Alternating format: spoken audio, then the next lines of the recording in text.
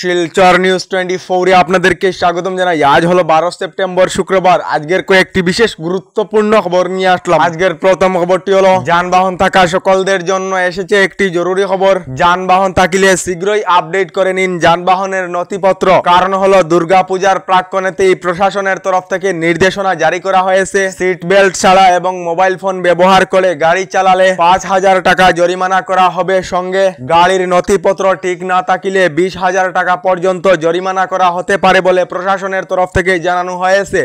এদিকে হোয়াটসঅ্যাপ ব্যবহারকারীদের জন্য এসেছে একটি বিশেষ খবর। হোয়াটসঅ্যাপ ব্যবহারকারী সকলেরা সাবধান হয়ে যান, অন্যথায় বিপদে পড়তে পারেন। কারণ হলো হোয়াটসঅ্যাপের মাধ্যমে এক ব্যক্তির ব্যাংক অ্যাকাউন্টের সম্পূর্ণ টাকা খালি হয়ে গিয়েছে। কারণ হলো এক ব্যক্তির কাছে হোয়াটসঅ্যাপের মাধ্যমে লিংক সহ মেসেজ এসেছিল পিএম কিষাণ প্রকল্পের নামে আবেদন ফর্ম। এই আবেদন ফর্মের লিংকেতে ক্লিক করে ফর্ম পূরণ করার কিছু সময়ের পর প্রতারকরা এই ব্যক্তির হোয়াটসঅ্যাপ এবং ব্যাংক অ্যাকাউন্ট হ্যাক করে ব্যাংক অ্যাকাউন্টের সম্পূর্ণ টাকা খালি করে দিয়েছেন। যার জন্য মোবাইল ফোন এবং হোয়াটসঅ্যাপ ব্যবহারকারীরা সাবধান হয়ে থাকার জন্য জানানো হয়েছে।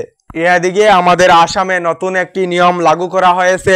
রাজ্য সরকারের এই নতুন নিয়ম অনুযায়ী এবার থেকে যদি কোনো সন্দেহযুক্ত অনুপ্রবেশকারী পাওয়া যায় তাহলে তাকে 10 দিনের সময়সীমা দেওয়া হবে ভারতীয় নাগরিকত্ব প্রমাণের জন্য। যদি সন্দেহজনক ব্যক্তি 10 দিনের ভিতরে নাগরিকত্ব প্রমাণ করিতে না পারে তাহলে তাকে সীমান্তে নিয়ে ছেড়ে দেওয়া হবে বলে আসাম সরকার থেকে জানানো হয়েছে।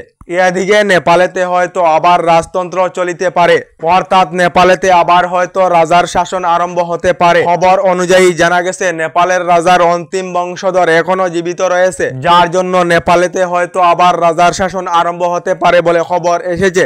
এদিকে আজ থেকে বরাক উপত্যকায় শুরু হচ্ছে প্রশাসনের উচ্ছেদ অভিযান। আজ থেকে বরাক উপত্যকার কাটিগড়া সমষ্টিতে প্রশাসনের উচ্ছেদ অভিযান আরম্ভ হবে। কাটিগড়া সমষ্টিতে সকাল 11 ঘটিকা থেকে প্রশাসনের উচ্ছেদ অভিযান আরম্ভ হবে, জানিয়েছেন বিধায়ক কমলাক্ষ দে পুরকাইস্ত।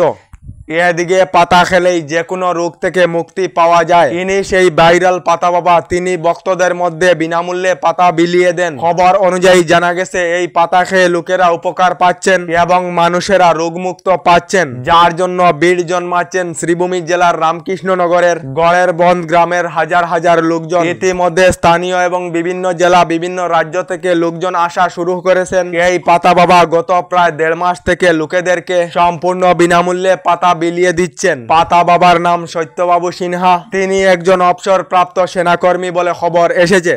এদিকে রাজ্যের লাখ লাখ মহিলাদের জন্য এসেছে একটি ভালো খবর। হাতে মাত্র কয়েকটি দিন রয়েছে। রাজ্যের লাখ লাখ মহিলারা লাভ করিবেন 1250 টাকা করে। আগামী 17 সেপ্টেম্বর প্রধানমন্ত্রী নরেন্দ্র মোদীর জন্মদিনেতে রাজ্যের লাখ লাখ অরুণোদয় প্রকল্পের হিতাধিকারীদেরকে 1250 টাকা করে দেওয়া হবে। অরুণোদয় প্রকল্পের নতুন পুরাতন সকল হিতাধিকারীদেরকে টাকা প্রদান করা হবে বলে জানানো হয়েছে। এদিকে সাংসদ গৌরব গগৈর পাকিস্তানের সঙ্গে সম্ভাব্য সম্পর্কের অনুসন্ধান জন্য রাজ্য সরকার থেকে গঠন করে দেওয়া হয়েছিল এসআইটি। এবার এসআইটির তরফ থেকে মুখ্যমন্ত্রীর হাতে প্রতিবেদন তুলে দেওয়া হয়েছে। গৌরব গগৈ বিরুদ্ধে এসআইটির প্রতিবেদন বিধানসভায় প্রকাশ করার জন্য দাবি জানিয়েছেন রাজ্য দলের সভাপতি বিধায়ক অখিল গগৈ বলে খবর এসেছে।